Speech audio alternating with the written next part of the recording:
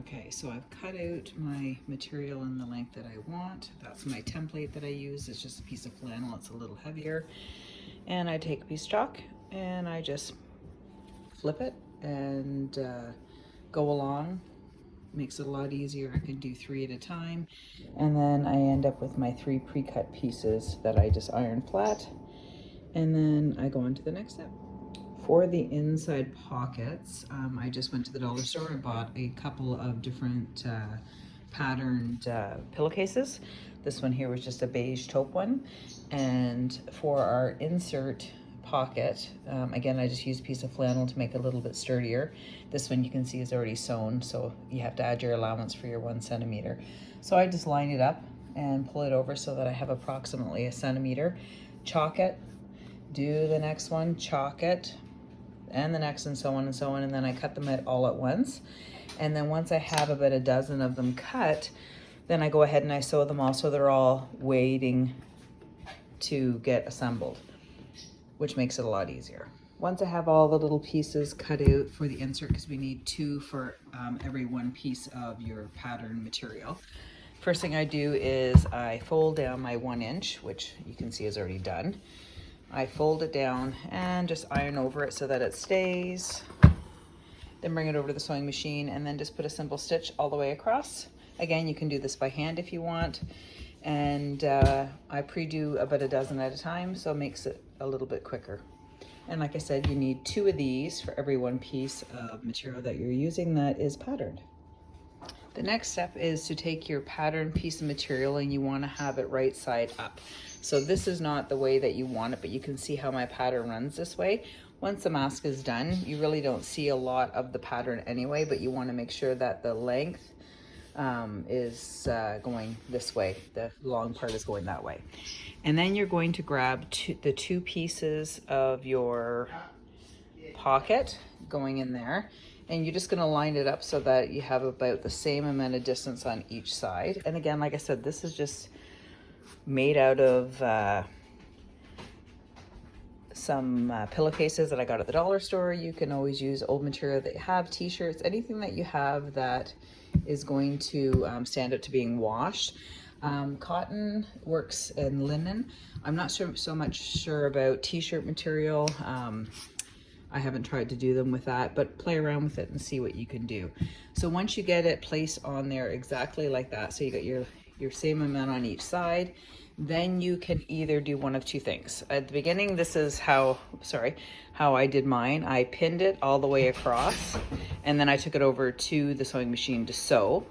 Now, because I'm doing so many of them at once, I just bring the whole thing over to the sewing machine. I flip it, place it in the machine. I sew the one side, flip it over, and then sew the other side. So you just want just a general stitch all the way to secure these in place. I'll show you what it looks like in a sec. So I'm at my machine right now and I've just sewn the one side on. I just took the other one off so that it didn't move around. And then I'm just going to place this on. So again, so that it matches up with this one here, so it's even along the bottom. Sorry for the non-professional filming.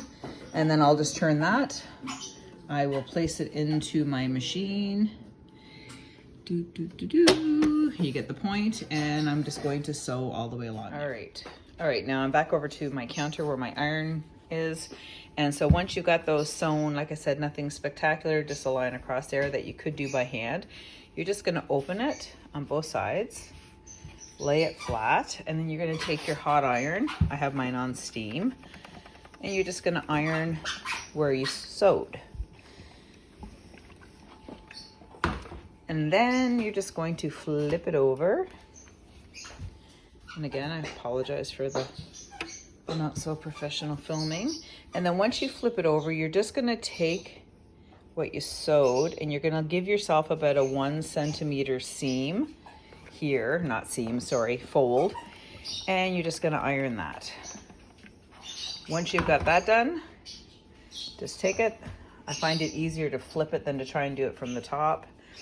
And you're gonna do the exact same thing on this side. So there's my fold. And again, this is not professional by any means. but it is very, very functional. So once you get that, let it cool off for a second, and then you're gonna flip it over onto its right side. You wanna make sure that the second one here is facing down. So you wanna have it flip like this, not the other way.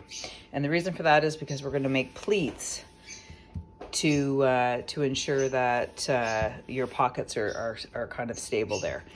When we're doing the pleats, it's very, very simple. All you're doing is you're pinching and holding it like this. Then you do a second pleat, and again, they're pretty close together. This probably wasn't the best pattern to show it. And then we do one more like so. And you want to have a bigger spot at the bottom. And once you've done that, then you're going to iron over the whole thing. So give me one sec. Now you can see that it's ironed. You can pin this. I did at the beginning when I first started, just to make sure that my pleats didn't come out. But I've been whipping them off like crazy here. I don't use pins anymore. You can see that's flipped over there on the other side. So I just take it and flip it over backwards. And I'm just going to give that a quick press as well too.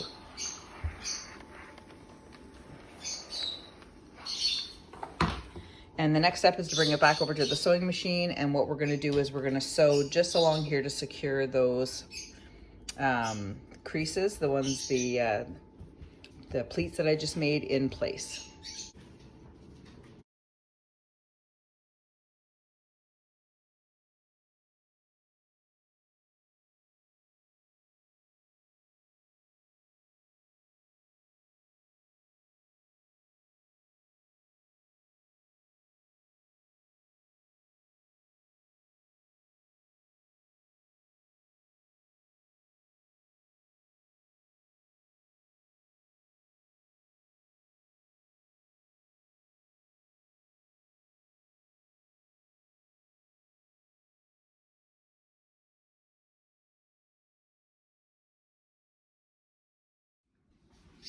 So I've taken the ends after I've sewed them, and I made a 1 centimeter little flip there, and I ironed it. And then I flipped it over one more time because that's where I'm going to sew, and that's where our elastics are going to go for our ears. So I did both sides, and normally I would do 3 of these, like I said, at a time, and then you can whip them off. You're doing each of the stages at the same time. So I'm going to go over now and show you how I put the elastics in.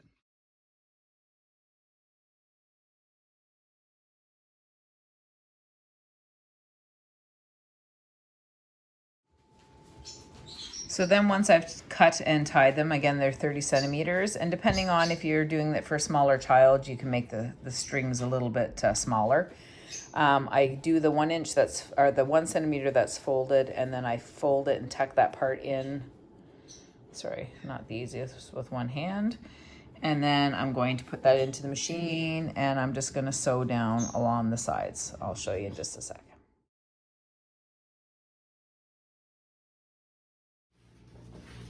Okay, so here we are, the finished product. Took next to no time to make once you get going. This is the back made with the pillowcase. This is the front made with the printed material. We are needing 1 of the printed material, 2 of the smaller pieces to make the pockets. So you can see where the pocket is. So you just have to find, I find that it's slightly different on each one that I do. You just go in and you'll find where the 2 pieces meet up. You can see that one's right there. It brings you right to that material. So what you're going to put in there is a small piece that's going to cover this whole area of a non-woven piece of material. When you put the non-woven in, it'll help with the barrier between fluids of people coughing, sneezing, anything like that. Once the mask gets wet, take the non-woven pad out and throw it in the garbage, and then these can be washed. I would suggest, depending on what your activity level is at, because we're all supposed to be self-isolating, if you have to go to a doctor's appointment or you have to go to pick up some supplies and you can't avoid not going into public, wear one of these, keep an extra one with you.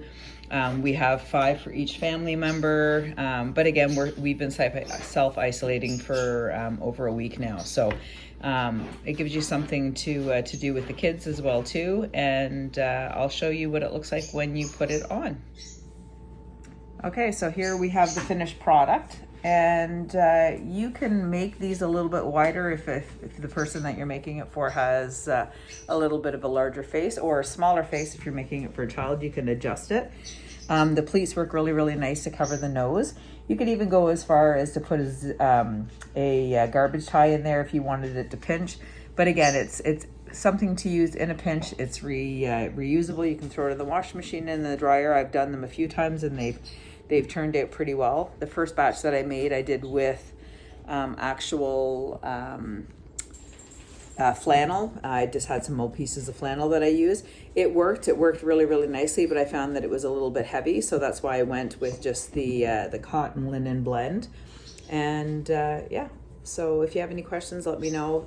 Super inexpensive to make. You can use material from home. You can purchase new stuff, whatever you'd like to do.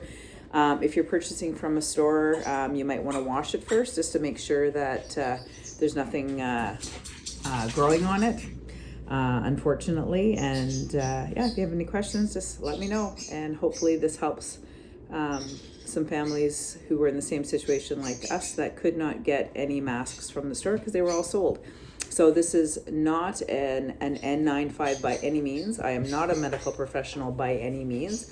And I am definitely not a seamstress.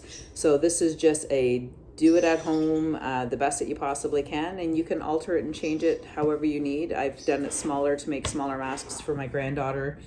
And just everybody be healthy and stay safe. Have a great Sunday.